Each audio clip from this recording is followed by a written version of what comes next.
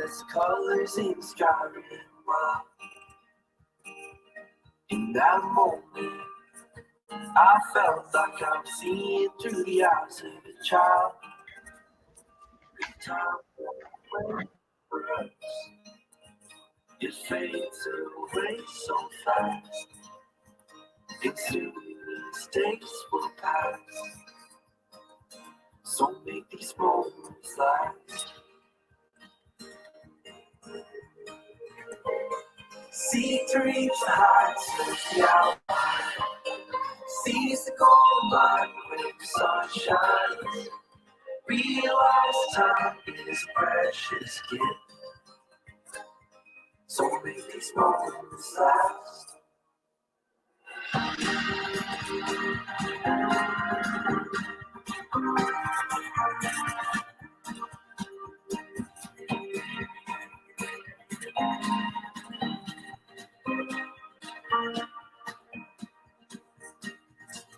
I found time flies like a camera flashing in my eyes. So blind, I turn in the moments it pass me by. 'Cause time won't wait for us. It fades away so fast. And soon these days will pass.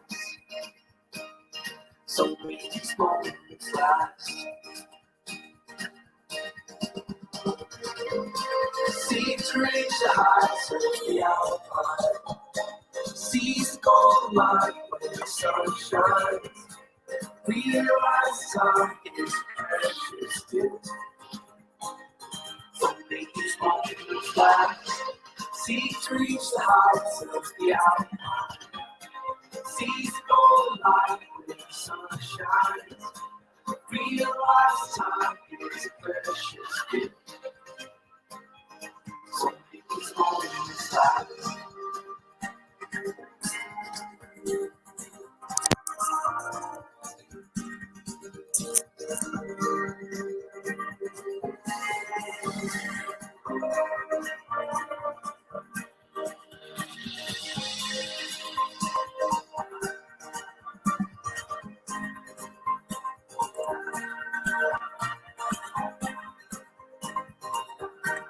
Don't you miss traveling?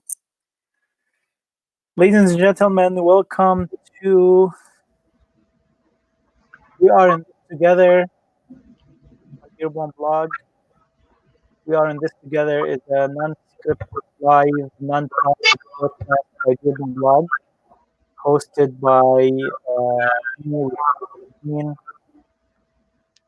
and to have conversations that define oral history of our lives, human lives during the COVID-19 pandemic, known as the coronavirus pandemic.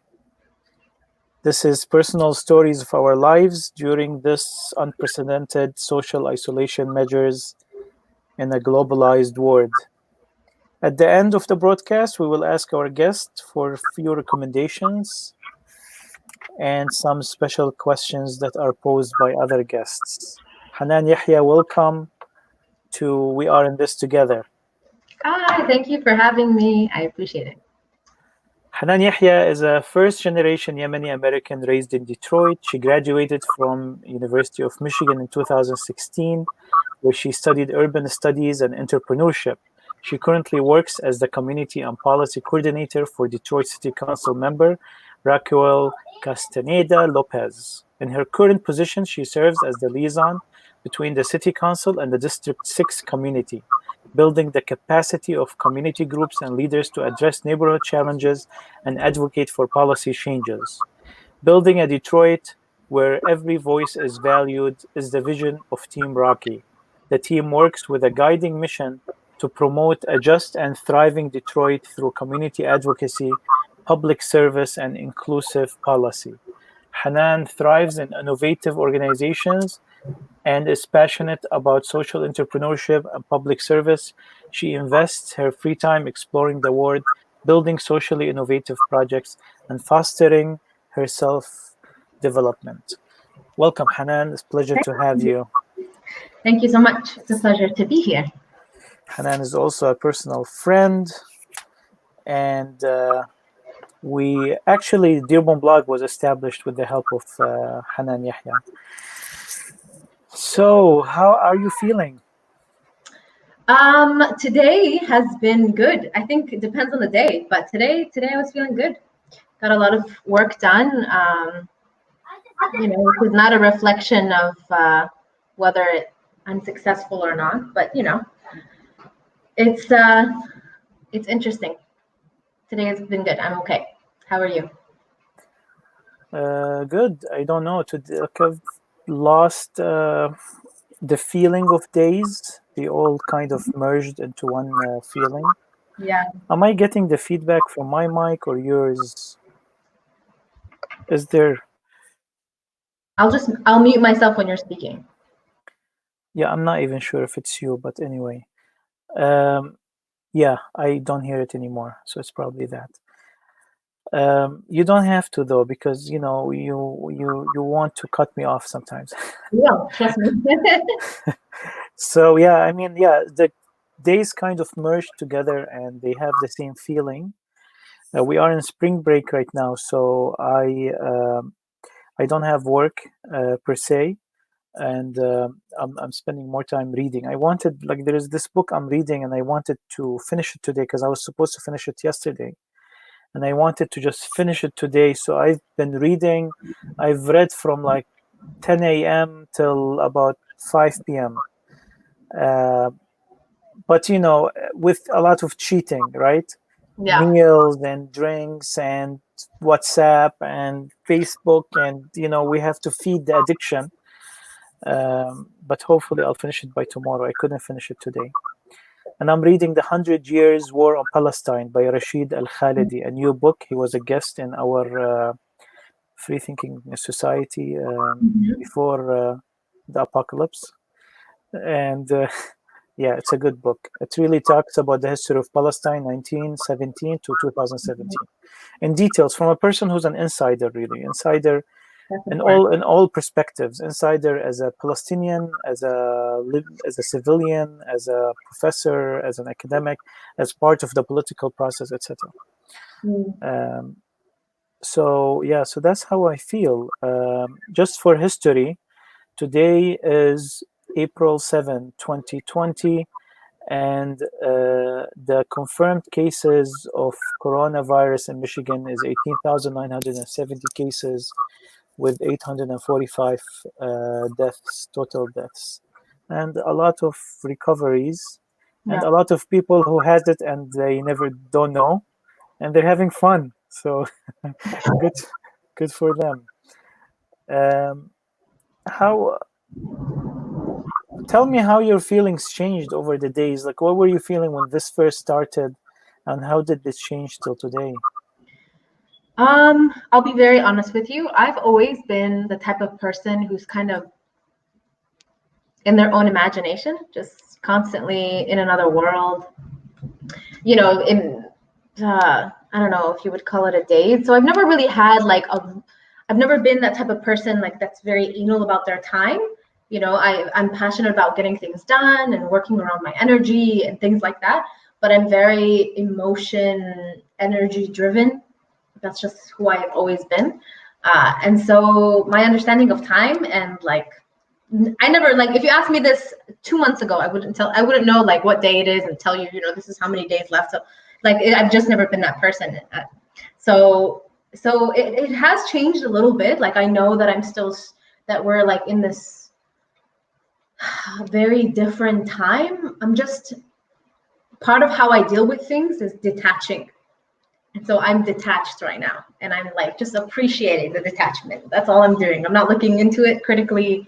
I'm not, over stressing. I did over the past weekend, but that's because I had some really serious things to think about.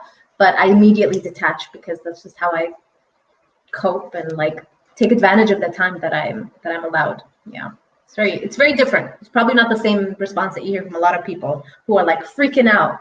For me, it's just okay, cool. Let's just go with I've always been the go with the flow, fluid kind of person. So Yeah, I've known you for a long time. You've always been a positive person who's doesn't get really affected by what's going on outside in terms of controlling your mood.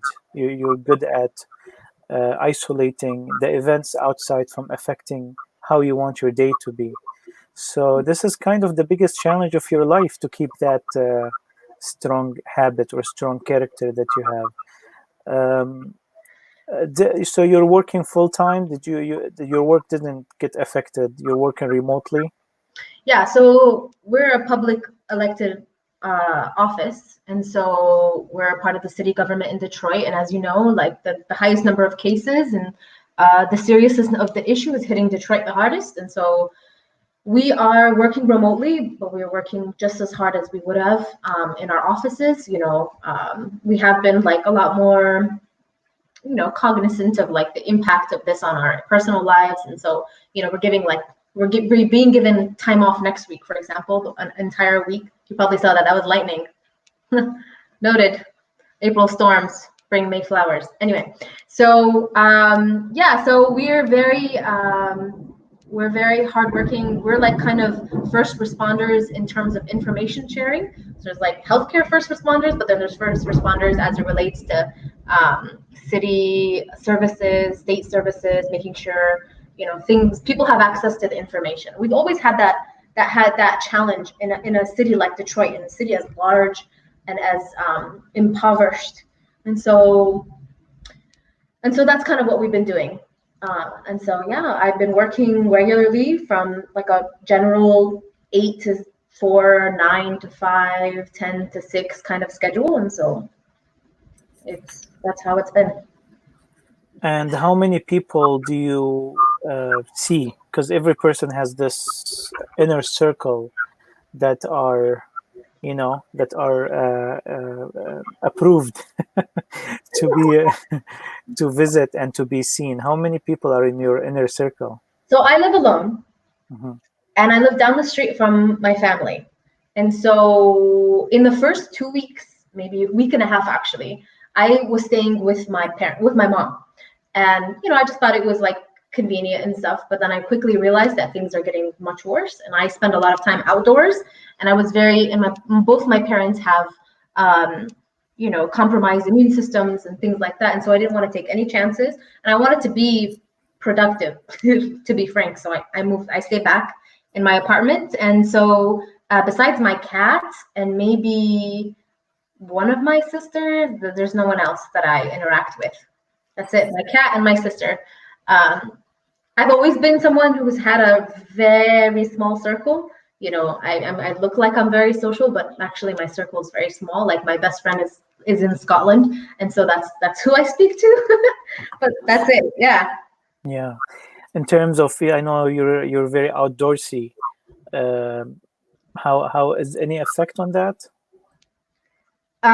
If anything, I have become more outdoorsy, and I am so appreciative of this time. And I know, and I want to acknowledge that people are all struggling. My father was sick this past weekend.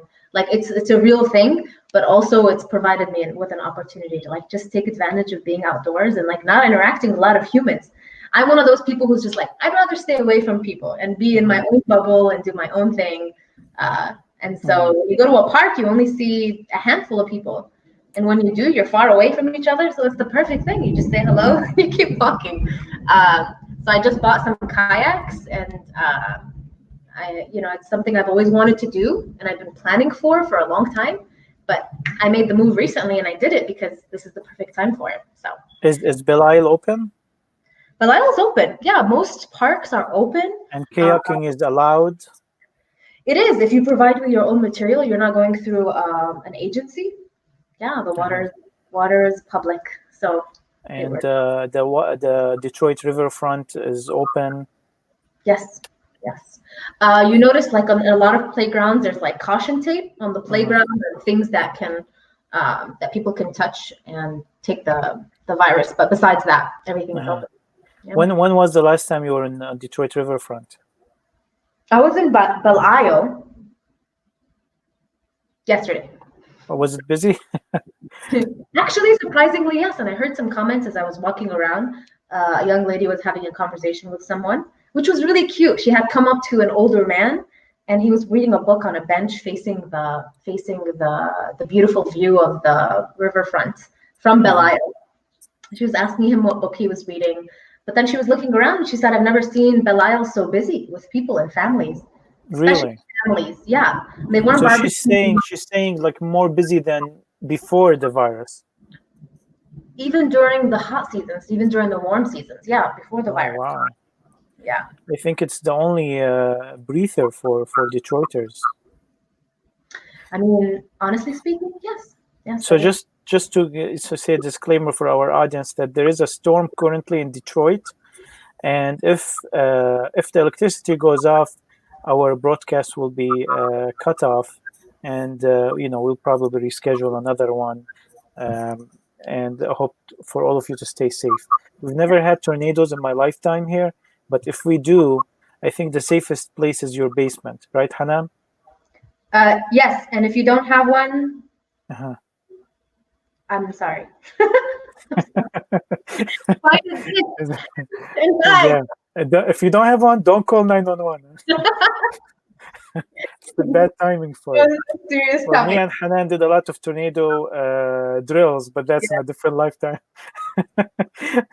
Okay, so Hanan, has this been inspirational for you in any way? I think so. I think it depends on a person's stage in their life, and if you're going through a breakup, this is a bad time for you. But if you're in a place like I was, where I entered the year, and I was like, I had just kind of I was experiencing a rebirth in some way, because last year was very, very rough, and I was dealing with many responsibilities and huge projects that have been successful at the end, and they were successful by December and then early January. And so when I finished the year and I started the new one, I was just like, okay, here we go. This is my list of habits that I want to continue working on. What I do is, and I learned this from Jay Shetty because I've been reading a lot of his books, well, not books, I've been listening to a lot of his podcasts. And it's usually like people have an off year. It's good to have an off year where you're like studying and enriching yourself and you're learning. And then the following year is like you're executing what you learned, or something that you've been working on. And so last year was sort of an execution year. And this year I'm kind of going back into the cocoon, hibernating, working on all the habits that I wanted to work on, sort of the little projects, self-improvement, self-development stuff. And so I was already in this phase, and this provided me with an opportunity to just fully fledged, work on them, and focus on them and be intentional and I think one of the most important things is isolation when you're doing things like this. I've noticed, especially when you're doing self-development, it's so important to be with yourself, and have that time alone to reflect, to work on things that you've always wanted to work on. I mean, I'll give you a few examples. I'm going on and on about this like self-development stuff, but like books is a huge one. People, I've always had a long list of books, and now I'm like running through my second book, which is amazing. I've always wanted to try new cooking recipes, and now I cook every other day, which is very uncommon. I usually just meal prep once a week, but now I cook every other day because I'm here and it's more convenient for me. I've been able to do more yoga because I spend more time at home. I've been able to work on my garden and work on my yard, and just lay on the grass for long periods of time, after work, because I don't have to run from one meeting to another. And I just had a lot of time to think and to write too. And so it's just everything that I've always wanted to do. Now I've had the time, and the energy and the solace kind of to do it. So I think it's worked out in my favor. Others may disagree, but it's just that's the trajectory of my life in this current chapter. And so I think I'm very blessed to. Great. Is there something that you were looking to accomplish during this isolation that usually you wouldn't otherwise? think there are a lot of things, but honestly, it's just kind of mastering this new schedule, not just the social isolation schedule, but the schedule of really getting all of the things I want to work on or do, or habits or hobbies. So, and I feel like I have enough time to do that, and it's just about mastering it. So, in one day, I'll be able to sing. I'll be able to practice my guitar. I'll be able to read chapters of my book. I'll be able to water my plants and do some yard work and cook and just like a little bit of everything. And I've always wanted to do that, and so I've been blessed with that opportunity. Yeah, right now. Not one thing. So tell me some of your reflections on the lessons that we are learning from this pandemic. Maybe something that perhaps we even know, but we didn't really pay attention to before, but now we pay attention to it. What are some of these things?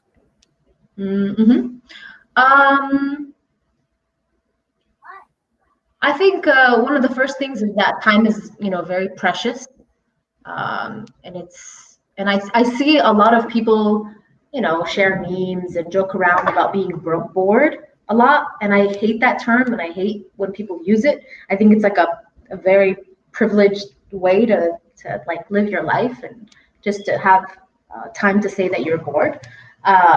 So I think a lot of young people, even older people, say that a lot. I'm bored, I don't know what to do, and stuff like that. But I think if anything, it exposed the privilege that exists in our lives as people with a stability in their life. Through my job, I speak to residents every day that are impacted by the virus, and so maybe I don't have anyone personal to me that's been infected, and my family is not necessarily struggling, but I speak to people every day, and so that kind of grounds me in the sense that, wow, there's a lot of, I knew that there was an inequality and that existed before, but now we really see it, and it just, I think overall it was it restored in a lot of ways the humanity that we lacked as like humans and as society. And so, you see that there are a lot more people that are compassionate. You see a lot of intra-faith cultural dialogue happening. And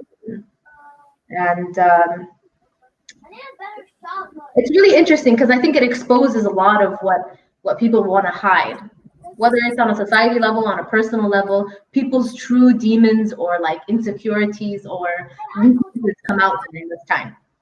I've noticed. So I haven't been sharing my reflections, but it's just really interesting to stand back and watch. Yeah. Okay, so for our viewers who are outside of Michigan, outside of Detroit, Detroit is one of the hardest hit cities. Its death rate is more than New York. It's one of the hot spots in the world right now in terms of the. Do you have any idea? I mean, other than your official capacity, because you probably also analyze that. But what's the reason Detroit is getting hit hard? I think it's important to acknowledge that Detroit had a lot of underlying pre-existing public health issues for a long time. And we've been sharing as an office, like tweets about this, things like air pollution. Our district has the highest polluted zip code in the state of Michigan. And so you have people there who already have lung cancer, who already have asthma, similar to the south end of Dearborn. And so that's just one example. Just access to health care, access to healthy foods, access to food. There are so many food deserts in the city of Detroit. And so there are already a lot of underlying public health issues. And I'm not an expert. I only can reflect on what I see the day-to-day and the policies that are initiated downtown through city council. But also, Abdul Sayed, who ran for governor, who used to be the health director of Detroit, has a podcast where he dissects this completely in relation to coronavirus, but also in general as it relates to Detroit. So it's a really deep-rooted issue that again, like this virus, it just kind of like it peeled the skin of what was already beneath. And so, and part of it, so we have underlying conditions, but as soon as it hit, there wasn't enough being done to share information about it. And I think the city has been working very hard, but it just goes to show that there's a huge information gap between residents and the city. And again, there are so many, it's such a large city. It's such a multicultural city. It's such a poor city. It's information sharing is very difficult. It's not like Dearborn, for example, where you can hop on the City of Dearborn page and you have 70,000 followers and you can just stay up to date on latest accidents, where this is located.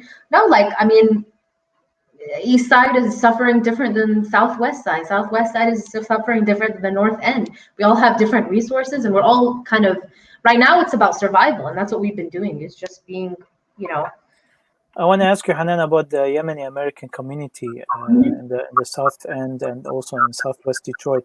Yeah. Is it affected by this virus in a specific way? Because I know in Dearborn, the community hasn't been hit hard, thanks God, with this virus. How's the community in Southwest Detroit doing? I would say the same. It hasn't been hit hard. We have not heard many cases of the virus. We did hear of a few young people getting sick, and then the family deciding to quarantine in their homes, which is the proper procedure. But other than that, fortunately, there have not been many cases. So, and I think it helped because people were warned early enough. People took it seriously, and I think, yeah. Okay. Hanan, we're gonna go to some of the questions. We have the question that was added by Dr. Adnan Jaber. How are we going to remind ourselves about the lessons that we learned during this pandemic? Because if things go back to normal, first, let me ask you, do you think things will go back to normal? Man, oh man, that's a good question. I would love to continue working like this. Love it. I would love to continue doing outreach in the community in person when needed, but honestly, working remotely, everyone's doing it. It's possible. So I would love to, but I don't know. I don't know if it's going to go back to normal. I think we're anticipating professionally what we've been hearing is like sometime in June or July, but honestly, the ambiguity is very real. But I think that this is the time to push our ideas forward if we strongly believe in them. The idea of a 4-day work week. Some countries implement this policy, and I don't think that. The United States has a long way to go, but it doesn't mean we can't implement these policies in our workplaces. But you know what I've realized as well, and I'll be honest. Human beings are very good at forgetting. And we know this, the root word of al-insan is yansa, right? He forgets. And I think there are a lot of lessons I've learned in my life, for example, that if I had not reflected on them and written them, and I constantly review them, then I would repeat the same experience and then learn it again as if it was the first time and say, oh, that feels like deja vu. And so I think it's our responsibility to do things like this, sort of oral storytelling. This is the time for people to write in their journals, to do whatever they can in whatever form of expression they enjoy to remember these lessons. Politically speaking, we need to be able to record these experiences and lessons as well, moving forward to hold our government accountable as well, because the government will be a lot of reports afterwards. Yeah, the government will be quick to forget as well, and so I think it's a personal responsibility, it's a community responsibility, and a larger one as well, a human responsibility. Yeah, I'm sure. I'm for sure that the healthcare system will change, and the way we deal with emergencies CDC, FEMA, these will all change permanently. If this goes longer, industries will also change. And if it goes even longer, education will change. There's a lot of things that will change as this matures, but also a lot of emphasis on science, because this is like, we know this, like there's two things that science knows 100% as threats to humanity: the evolution of viruses and bacteria, and also the asteroids coming from the sky. I've seen lectures, the 2015 TED Talk by Bill Gates. I saw it in 2015, and then there were talk by Neil deGrasse Tyson about how many asteroids have trajectory to hit Earth or pass by it in certain years, and NASA doesn't even have the budget to even track them all. So we know that there are going to be a lot more differences for our priorities, and I hope that these wars that have cooled down right now, and also the carbon footprint that has also been lowered, I hope people wake up to these things as a humanity. Next question, Hanan, from Alex Sharafuddin, says, what are some of the things you are accomplishing staying at home during the pandemic? I think you've answered this partly, but if you may just mention it again. Yeah, I mean, I've been continuing for me, okay, so just to backtrack, one of my goals starting in 2018 was to embody and to practice this kind of theme of, and this may be silly to some people, but for me, it's really important, the idea of slow living. And really, from the daily habits to work habits to like planning life out, it's just about taking everything slowly. And and I think I've been able to do that while isolating, and I think that's really important. Like, just not only just living day by day without the anxiety, without this work culture that forces us to get things done at a certain pace and to be something at a certain time. For me, it's just slowing down and really appreciating every activity, whether it's reading my audiobook and raking leaves outside, or gardening, or singing. I sing every other day. That's just my form of creative expression, and just living a simple life. And so that's what I've been able to accomplish. Awesome. We have a question from Kathy Brown from Argentina. She says, what do you think the ideal outcome of this pandemic at a personal level and at a collective level? Mm-hmm. Yeah, I think we kind of touched on this already, but I think, again, I think it's important to strip away like the skin or whatever this is, that like the band-aid that we have on these like deep wounds that exist in our society, in our political systems, in our communities, and allowing them to heal. I think there needs to be a healing journey after this pandemic for everyone personally, because everyone is experiencing this very differently. Some people are freaking out, which is a very real thing. And some people are, taking it day by day. But I think there needs to be a process of reflecting and pushing policies and ideas forward that are forward thinking, that are progressive, but then also healing, because there's going to be a need for healing as a collective. Yeah. Great. Hanan, what's at a personal level? How do you want to come out of this differently? Like a butterfly. Sorry? I want to be a butterfly. It's sort of my cocoon.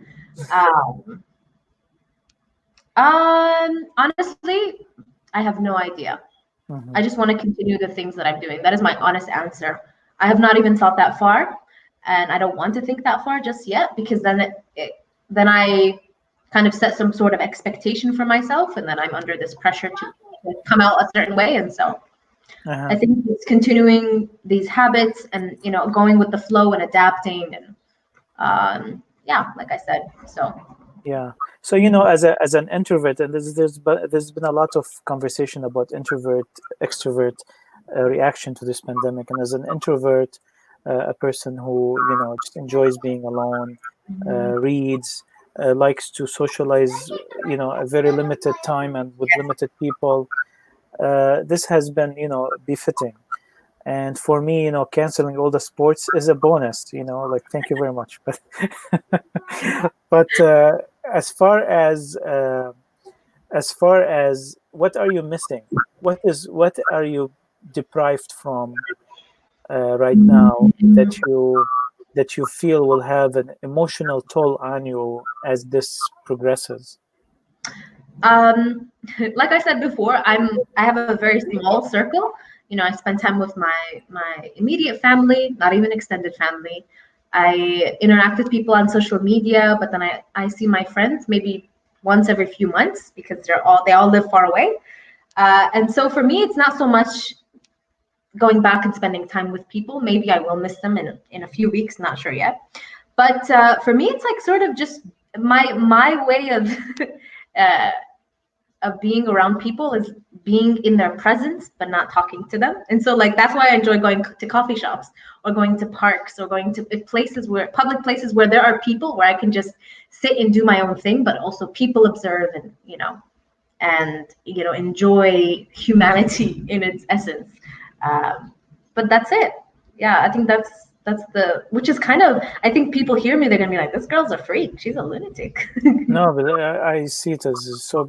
You've mentioned very beautiful things, being among people as an observant silently, like the feeling of being in company but not necessarily talking. Amazing feeling. Okay, Hanan, some of our light questions.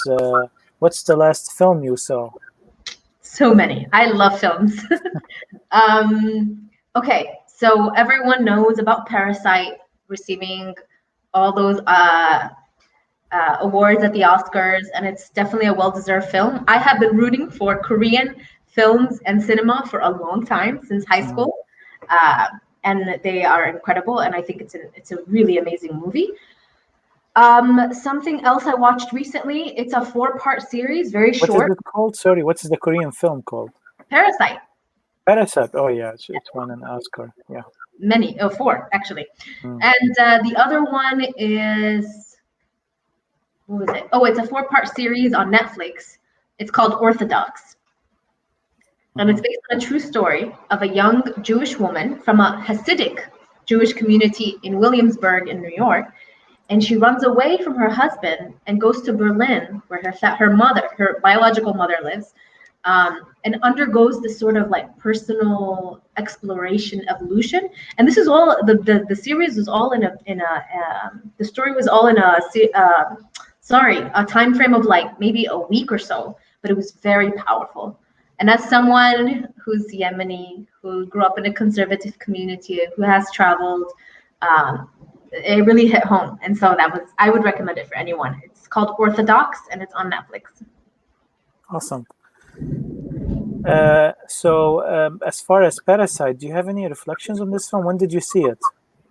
I saw so something about me, and I think you know this from I learned it sort of from you, because you've always recommended to go on Tuesdays to AMC because it's discounted. So I got the membership. You got the secret. I'm a moviegoer, like any day of the week. If there's something playing at 10 p.m. and it's a really good movie, I'll go watch it. And it's a work night. It doesn't matter for me. Anyway, I went and saw it immediately after I found out that it got 4 Oscar awards. I didn't know anything about it. I went and saw a glimpse of the trailer, and I was like, I gotta go see this. So nobody knows this, but I left work early and I went and watched it within like, I think the day or two when it hit theaters in the States. So it was immediately after. And I'm a big fan of these types of movies, suspense, thriller, really like make you think and question life, and I appreciated it. And I walked away like, whoa. Yeah. This is real. And it's amazing how it kind of I never thought about that, but it kind of feels more real right now. Yes. It feels more real right now. Okay. Yeah, by the way, let me give you a new tip. Yes. if life goes back as normal. So I discovered that Imagine theaters have the same special. They have a $5 Really? Tuesday movies, and their membership is free. I used to pay for the membership with the AMC. That's So they have a free membership, and they have $5, and they have a big theaters with Yeah. reclining seats and heated seats. Yeah. So you have to look like which movie. So not all of them play in the same theater. And here's another tip: you can buy a popcorn. Uh-huh. Oh, you get free popcorn Uh-huh. on Tuesdays for members. So they beat AMC big time. That's huge. You get free popcorn. It has been failing for quite some time. We know this. But- Yeah. So you get a free popcorn, Okay. and for $1 more, you can make it a caramel popcorn, Wow. which is so cheap. So But anyway, this is so irrelevant, right? everyone will appreciate the advice, right, They'll guys? appreciate it in a year. All right, or after July, hopefully. Hopefully. And hopefully we stay alive. It would be a very interesting recording if our lives change in a way. We really appreciate being healthy while the hospitals are full right now with people. But this is how life is. Correct. Another question is song. What's the last song that you've? I can't tell you what's the last song you've heard, but like, what's your song recommendation? Something different you stumbled upon? Or... Yes, I love this topic. I am a lover of all music, mainly R&B, indie, soul, and I have been tuning into NPR's Tiny Desk. I don't know if people are familiar with this, but there are different artists, talented artists from around the world that come on this show. It's literally just a small library in London, I believe, and they play to a small crowd.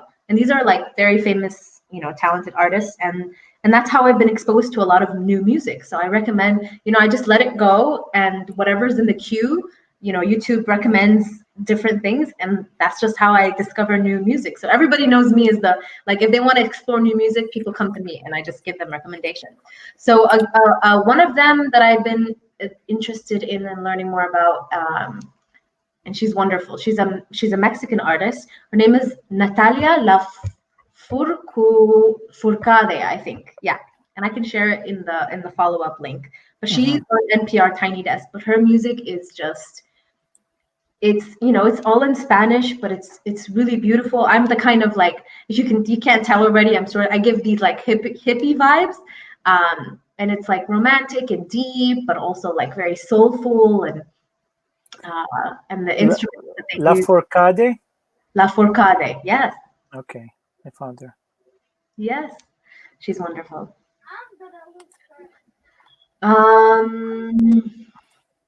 Yeah, and there's a lot of R&B, new R&B music. There's old R&B, but there's new R&B, and it's very beautiful. So I listen to her. It's Her.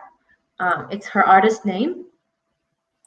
So she is amazing. And I have new songs. Is that her? Yeah. Can you hear the music? Despidiendo últimamente todo lo que sucedió. Hoy saludo mi presente, gusto de adiós. Voy a navegar en tu puerto azul. All right, thank you, Hanan. Quisiera saber de dónde vienes tú.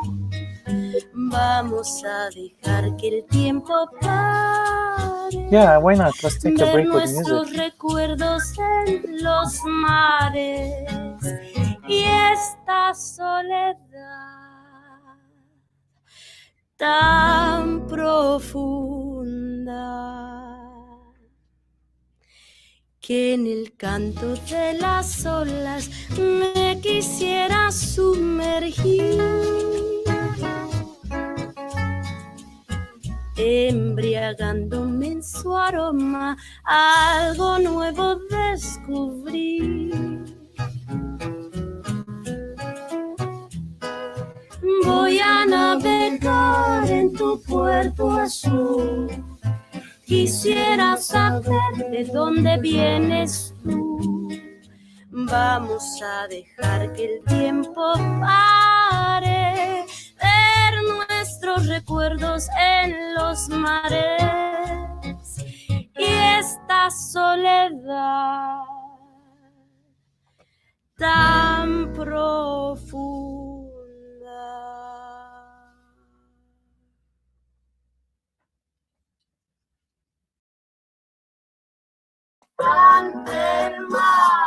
Okay.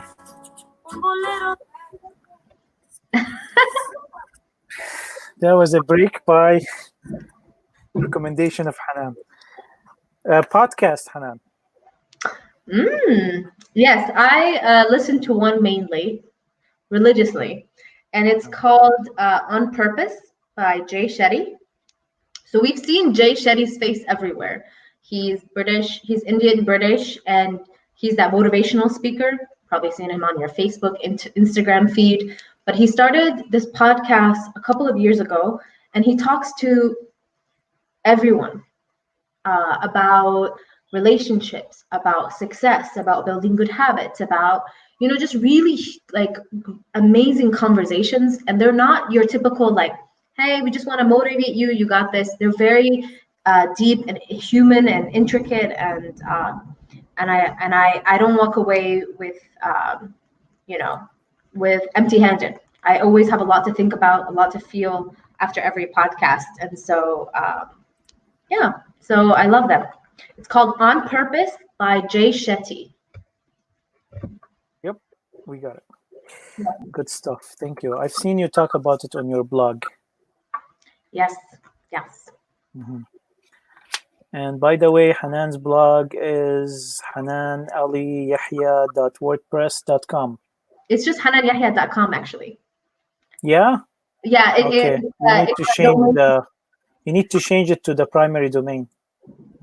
Yeah. And WordPress. Sorry, I didn't teach you that in high school. Perhaps. Okay. The next question is, what is your book recommendation?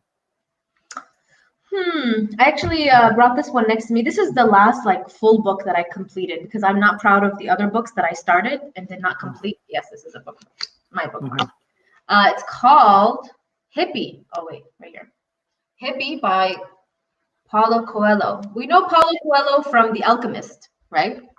Mm-hmm. And so we know The Alchemist was an amazing book. This one, it was more of a lighter read, not as like deep and complex. And this is actually a personal story of Paulo when he was in Europe on his journey to Nepal during the hippie movement in the 70s. And so this was sort of like a self-exploration journey, exploring other cultures, sort of like a love story. I'm not super into love stories that much, but it's inevitable that when you travel and you discover pieces of yourself and you meet others, you fall into travel romances. And so part of it was a love story. And so I think that was also beautiful. Yeah, I would recommend it. You know, it's, again, this phase that I'm in right now is more, I'm always in a phase of like personal exploration and self-development. And I travel often, and I express myself creatively often. And so this book is really helpful, and it's a light read. So you don't have to, it doesn't really require much except a few hours. Yeah. All right. Did you read The Alchemist? I did a while ago, and I actually I downloaded it again as an audiobook so I can listen to it again. It's one of those books that you have to reread every few years, and then you have a different understanding of it. And I think I'm looking forward to that again. All right, we are getting to one of our last questions, Hanan. Yeah. Actually, we have a couple more questions. This question is for Amr Zahar. He asks, what food reminds you of your childhood?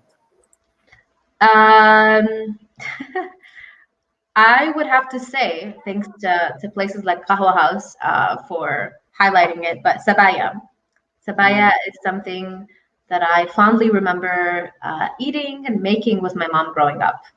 And so, yeah, we can all appreciate a slice of sabaya, right, guys? And then before I go to the last question, I want to ask you about some of the work that you've been doing. Let me show this clip, actually, and don't be scared.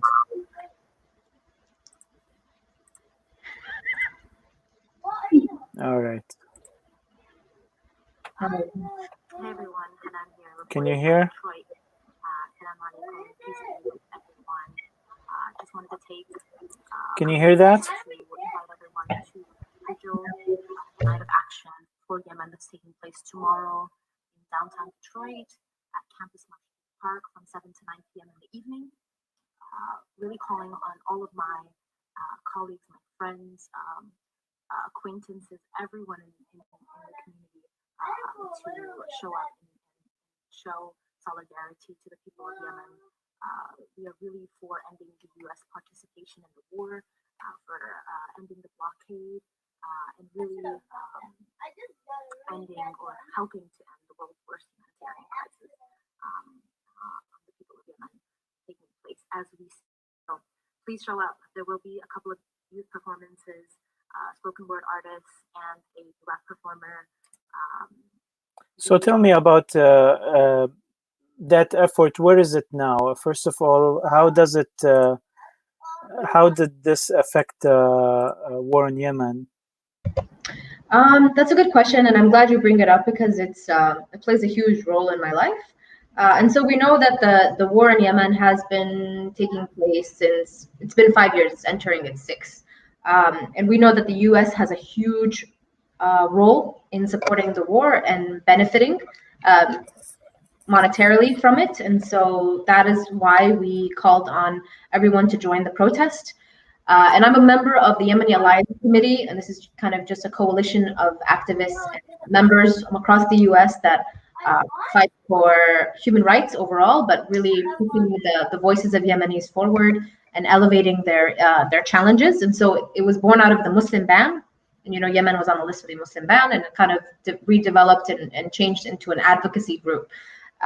And so it was a night of action that we were doing in solidarity with different groups across the US. And this one was in downtown. I've never organized a protest before, so that was my first one. And that video was in a Mocha Bistro while we were making the signs for the event. And I would say it was overall very successful. I mean, we had maybe close to 100 people show up, which is great for a first time event in Detroit. And what we were trying to do is just let people know that this is happening. A lot of people don't know that there is a war, and we wanted the media to be there. We wanted people to listen. Congresswoman Rashida was there. She said a few words about her work. And currently where it is, the last successful win of this fight had been with when Senator Bernie Sanders was able to rally up troops with other congressmen and pass the War Powers Act, which basically says that Congress needs to be in charge of approving whether we go to war or not, and the president cannot just send the U.S. to war. And we're right now in an illegal, unconstitutional war. That's just the reality of it. People don't know it, but that's where we are, and our tax dollars are going there. And so right now we are continuously advocating. We're elevating the voices of Yemenis. We really just want all parties to be held accountable for their role to play in Yemen. And it boggles my mind that it has not settled in yet that this is the world's worst humanitarian crisis. And when you're a poor, brown and country in the Middle East, no one really cares about you unless you have something to offer. And so, yeah, it has, right now it's highly vulnerable to the coronavirus. People are doing a lot of work trying to spread awareness and give people the tools to prepare for an outbreak.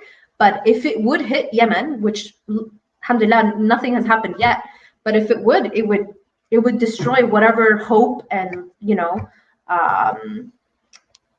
health there was anyway before this. So it's very serious. It's very real. We have a role to play, and I'm just playing my role, which is holding our U.S. government accountable. That's basically it. Thank you, Hanan. I mean, from a country that is suffering altogether again from the cholera, to which is a preventative disease, right? Right, and where all this crisis is a human-made, now the whole humanity is tasting the situation that Yemenis are suffering from that is a human-made. So I hope that this wakes our conscience up for the children of Yemen who's been suffering. Any suffering is every time, like when the Holocaust happened, the word said never again. And then, things kept happening afterwards. When Rwanda happened, at the time of Clinton, they said, oh, never again. We should prevent genocide. And now, there is 1 million Chinese Muslims in the prisons and the what do you call it? The thing in Myanmar and, the war on Yemen. It just seems like humanity is ruthless when it comes to repeating their own barbarism on themselves. I hope this is a wake-up call for all of us that we really are in this together, like the title of this show.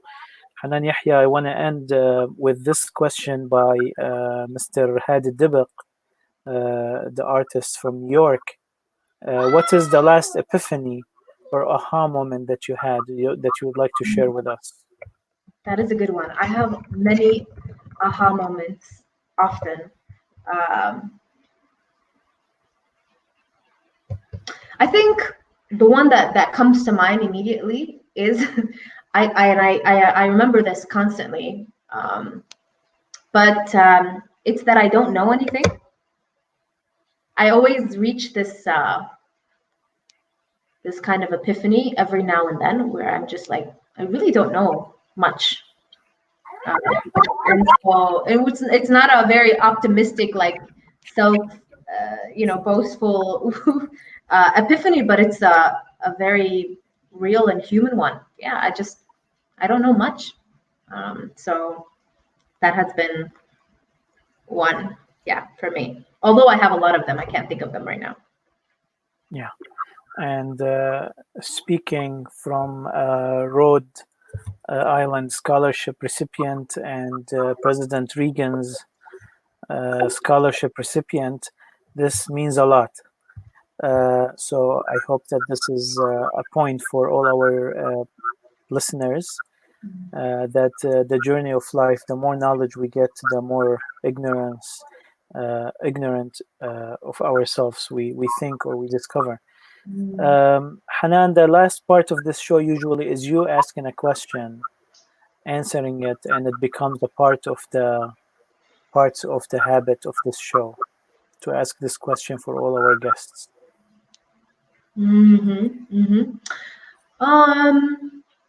It doesn't have to be something deep or Yeah. I mean, something I've been talking a lot with my small circle of friends, and I mean, we've touched on this in our conversation already, but I want to ask listeners, and I want to remind people to always ask themselves, how am I healing, and how am I developing myself? And so it's just a good reminder to think about. Okay, and you can answer this question. How are you developing yourself? Ooh, didn't know that you're gonna turn the tables. I think I'm developing myself by constantly healing, and I'm constantly learning about myself. And so self-awareness is a very up and coming topic that a lot of people are practicing in the workplace and for professional development purposes. And that is definitely one way I'm focusing on learning it, but also just on a human level, and like, who am I? Who is Hanan? What are her strengths? What are her weaknesses? What are her traumas? What are her happy memories? And it's kind of being my own therapist And I think there's nothing wrong with that. There's nothing wrong with taking care of one's mental health. And we all need healing, and we all need to learn, no matter who you think you are, how great you are, how smart, how successful, how stable, how rich.